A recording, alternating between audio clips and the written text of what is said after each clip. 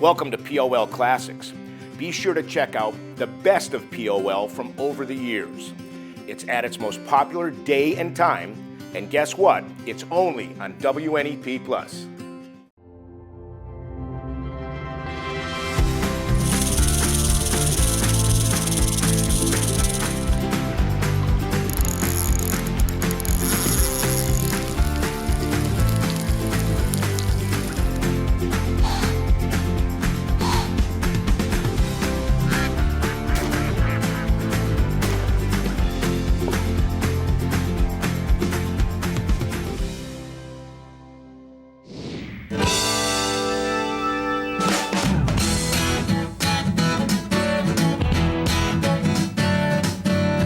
WNEP proudly presents the premier outdoor show in northeastern and central Pennsylvania.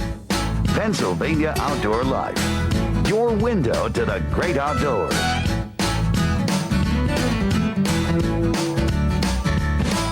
Tonight on Pennsylvania Outdoor Life. Susquehanna smallmouths in a Tuesday night lunker tournament. And we'll go back to the basics for some farm pond panfish. If you're ready to wet alive, Pennsylvania Outdoor Life starts right now. Hello, everyone, and welcome to Pennsylvania Outdoor Life. I'm Don Jacobs, along with Ken Hunter, and we've chosen an absolutely gorgeous day to take the show on the road. A gorgeous day and a gorgeous location. Look at that pond. Isn't that nice, huh? Farm ponds. I think that people have underutilized farm ponds, and I think that really all you need to do is stick with the basics, don't you? I think it is. Everybody wants to run off to a great lake, a great river, but you know, these are, like you said, one of the most underutilized fisheries in the state of Pennsylvania. And today, why don't we start with something really basic? You don't have to have anything fancy for this kind of fishing. And you're talking basic as far as a worm, a grub, a shiner, right? Sure, it could be any kind of bait you could find in your own backyard, including little red worms. We're going to be fooling around a little bit with some of this Berkeley Power stuff. There's little silver, gold nuggets, fake maggots, grubs, fake maggots. Fake grubs, fake maggots that are they're not real. That might be a plus for a lot of people that don't want to handle the real ones. They don't smell that bad. How would you set it up first? Well, I'm going to start with a little tiny jig, which is nothing more than a little lead head and a little bit of rubber skirt there. But to give this a little more enticement, I'm going to grab one of these little maggots, these fake maggots, and I'm going to tip that with one of these little maggots, and just that'll make it a little more attractive.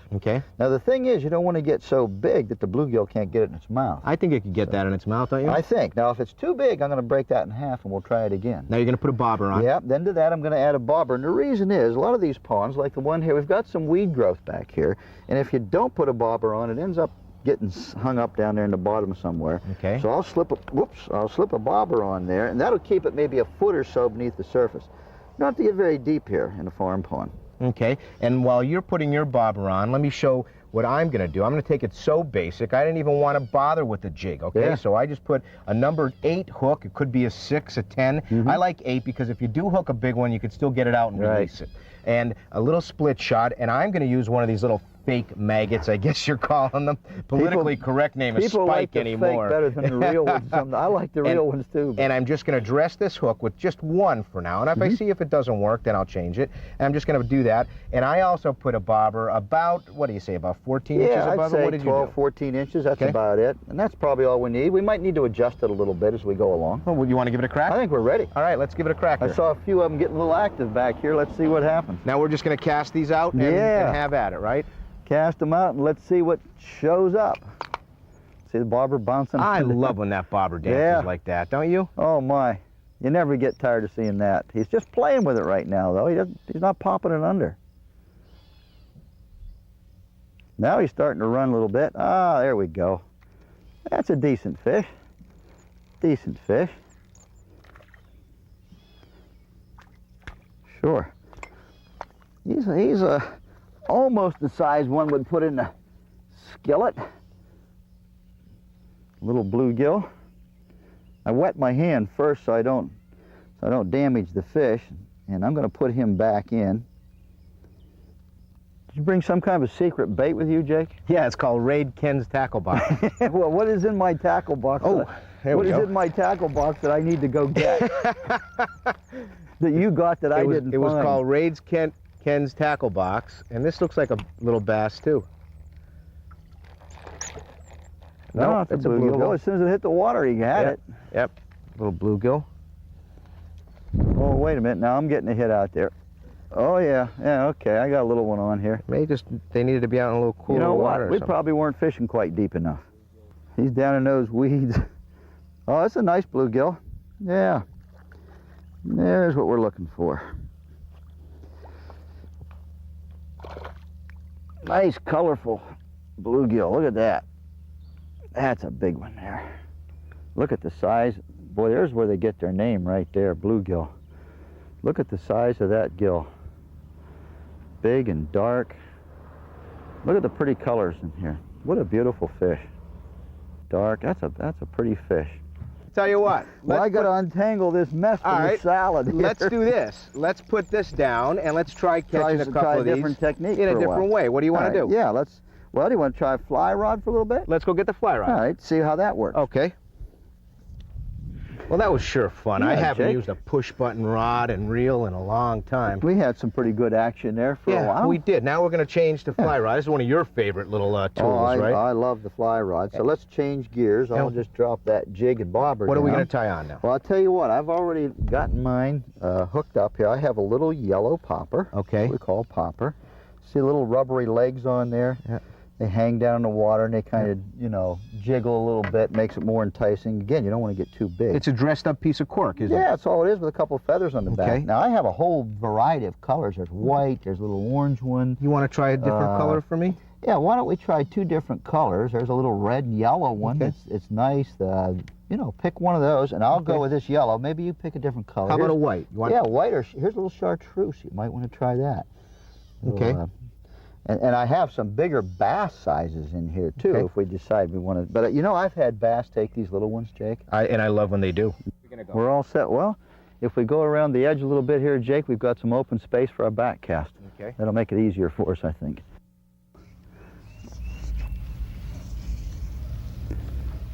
Right there's two coming right underneath it, and yeah, he's going to take it. There it is. I watched him come right up and do it. That's fun. Too much competition. I think when he saw his buddies coming, he figured he better suck it in. This is a good bluegill, Jake. Nice one. Boy, he inhaled it. Now that's a pretty good sized fish. When you get him the size of your hand like that, that's a good fish. Nice bluegill. Boy, he inhaled it too. I see a couple of them. I see a couple of them out there, like right there. Oh, you got him. I got him.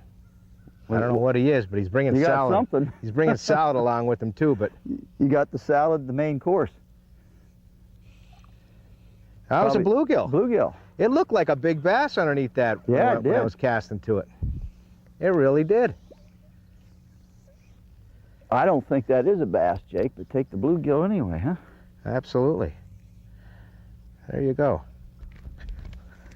And the quick release method. Way to go, Jake.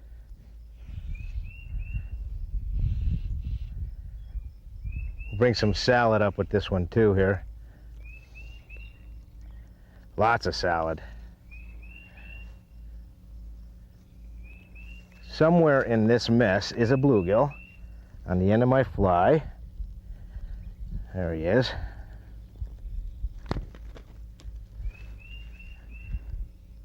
And we'll just give it a quick release here. And we've proven that we could take them on little spinners, on bobbers and bait and flies. We're going to take a short break. When we come back, we're going to change gears and go after some bass in the Susquehanna. So stick around. We'll have even more POL Classics on WNEP Plus right after this.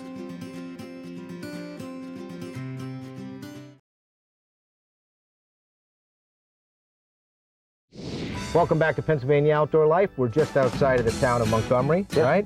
And we're along a farm pond here that we've caught some bluegills in, some largemouth bass, but they were smaller. Will you change gears if you hit the Susquehanna River? Yeah, we sure will, Jake, because we're going to be after bigger fish in tonight's piece that we're doing. We're looking for some smallmouth bass, hopefully in the 20-inch range. So I'll be using a bait caster quite a bit, but you can use a spinning outfit. And I'm going to switch to this kind of a thing right here, a lizard. And that's all the type of things that most of the tournament people will be using. Let's see how we make out in the tournament. Jim Neerhoff is my partner. Let's see who does the better fishing. The first night they'll come up and they just fill out like their address and phone number. Basically, I just get their address. For next year, I do a mailing list, mail out to all the guys that fished the previous year. Due to the fact that we only get 20 permits, the guys that fished the year before get the first shot. And then I have a waiting list. So basically, that's it. I just get theirs and they pay their money, and it's pretty simple. And on top of that, the first night they pay their $50, then it's $10 for optional if you want to get in lunker for the year, and then additional $20 each week after that.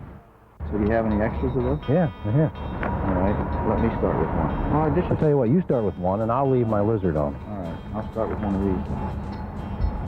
Teamwork. We each start with something different, then whatever's working, we take it from the other guy. Yeah. Why buy it when you can take it?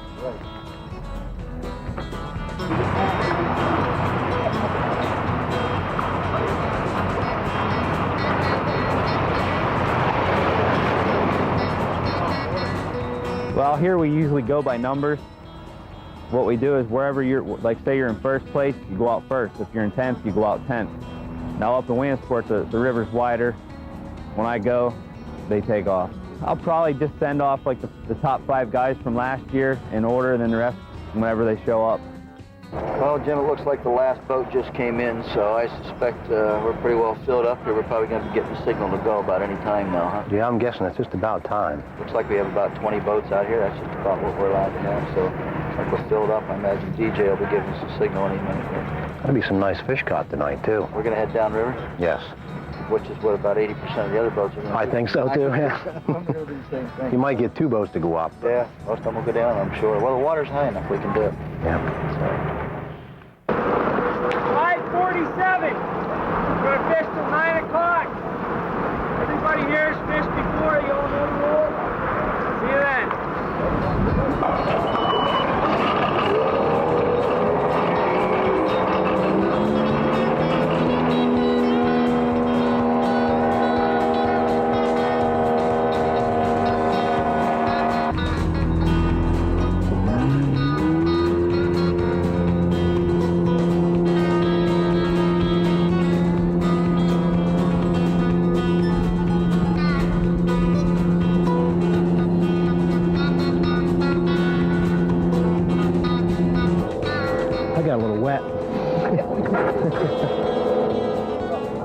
The water isn't bad. Actually, this water looks near perfect.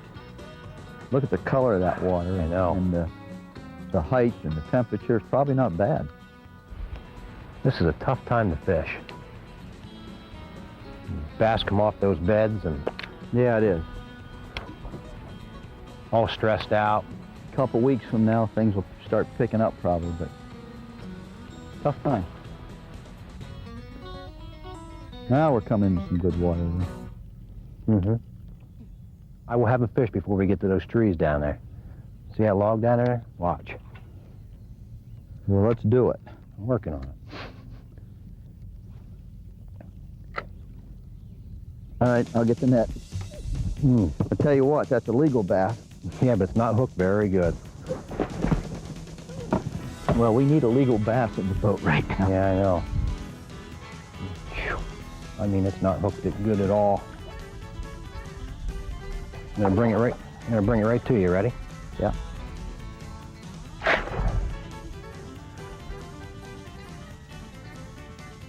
I think that's 12. I guess it is. Close. Boy, he's bummed up. Yeah, it looked like a muskie must have got him, huh? Close. Something had a hold of him. Tell you what, he fell right off. Oh, I know. That's what I said. All right. Well, he's legal. Oh, yeah. Throw him in there. He's legal, so That's a start. It's a start. I think I made the comment I was going to catch a fish. That's right, before. he did. It's a start, but we need to do a little more. I think it's a walleye. Too bad. It's a walleye. Not Ken, what we're fishing for bass, Ken, not Not walleye. what we're looking for. That's not going to help us. No, it isn't, is it? Good hit, though. Nice fish. It would have been a bass. Would have been reasonable. Would have been reasonable. I think we found a little honey hole for a little bit. Would have been. That doesn't count, does it? No, sir? There's a decent walleye, probably legal. Would have made a good eater, but we're not fishing for walleyes. We're after bass. So in he goes. They're starting to come up all over the place. We're out a little bit out of position. Yes. And out of time. And out of time. This is our last cast here? Go ahead. I'm gonna start that boat up. This is probably it. This is my last cast. Just so we don't We're get at the sucked tail end into of the this rapids. pool. We're getting sucked down into the rapids. The fish are starting to work, but it's too late. We got to get out of here.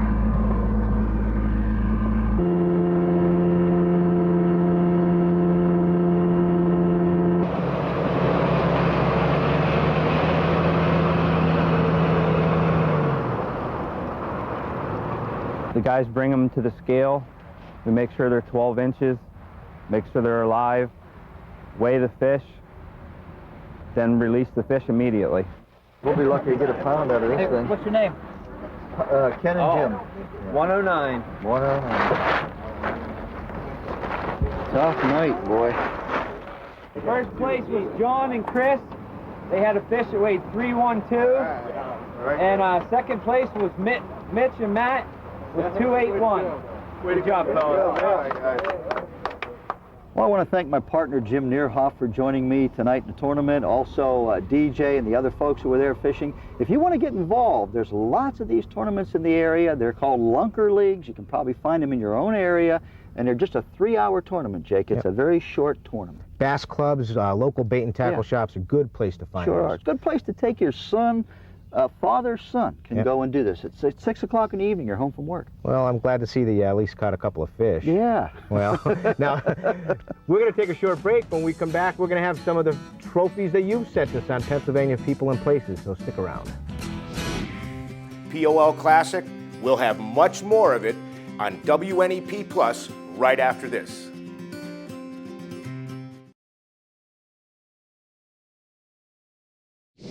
Welcome back to Pennsylvania Outdoor Life. Of course, we're here enjoying some great pond fishing here in this gorgeous little setting, Jake. Yeah. Several ponds, in fact. Farm we Pond can enjoy. USA, right? I guess. Underfished, but boy, we gave it a workout today. And I want to thank the folks who let us come in here. Always ask permission to go to a pond and fish. These are private. And we're fishing on Danny and Karen Schnorr's pond, and they graciously provided all this for us tonight. This afternoon. I really appreciate it. As long as you don't litter, most people will say That's yes. right. Yeah, now we're going to turn to that section we call Pennsylvania People and Places.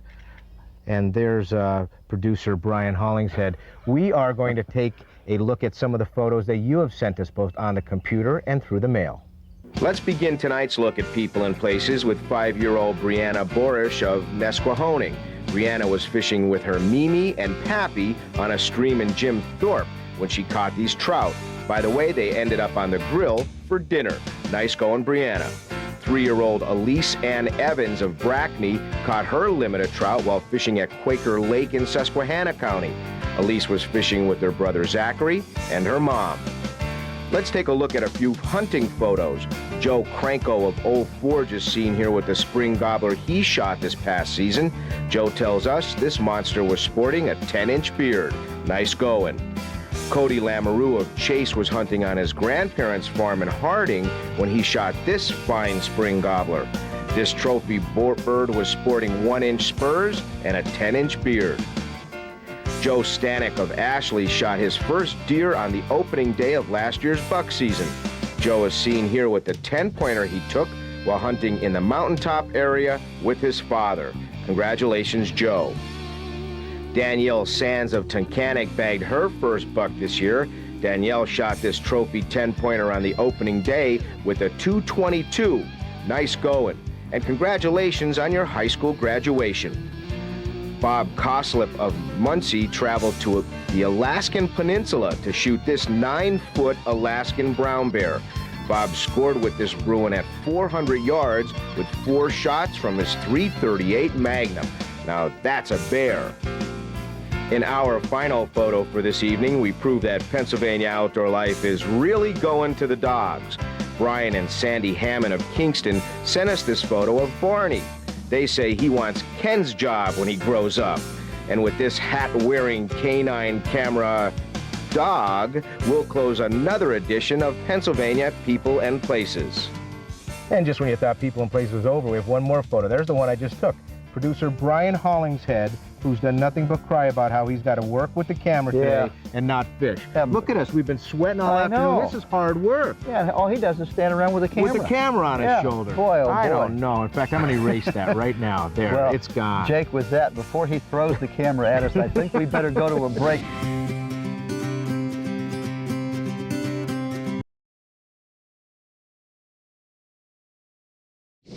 Welcome back to Pennsylvania Outdoor Life. No barrel, no giveaway today, but of course we're going to give you a little tip here. Ken, what's the difference with all these bobbers besides the brilliant colors and stuff? There's a lot of them out there, you know. They confuse people, don't they? Basically, a bobber does 2 things. One is it'll support your bait high enough that it doesn't get hung up in the weeds, or it'll keep it at a level where you really want it. Okay. The other thing is it's a strike indicator. It tells you when there's something taking your bait.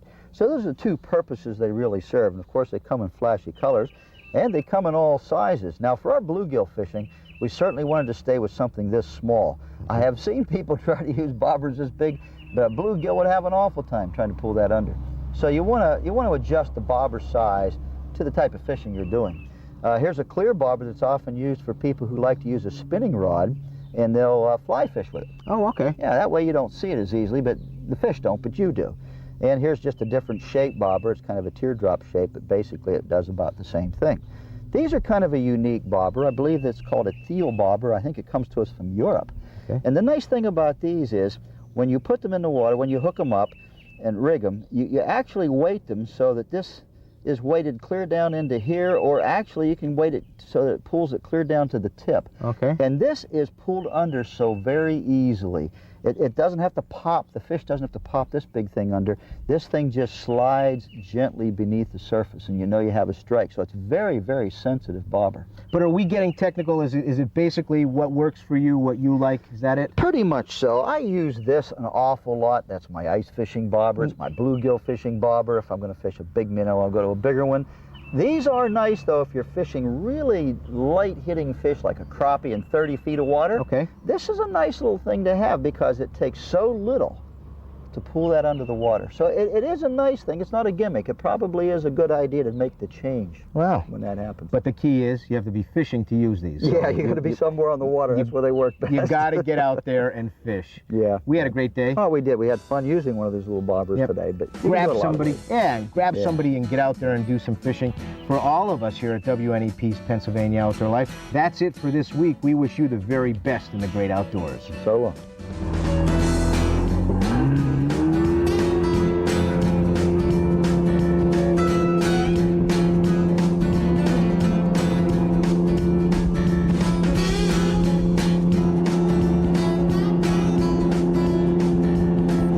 Pennsylvania Outdoor Life is a local presentation of WNEP TV. We're proud to serve northeastern and central Pennsylvania.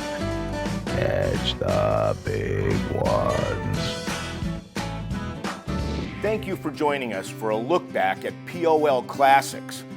Now I'm going to invite you to join us every Sunday night at 6:30 on WNEP+.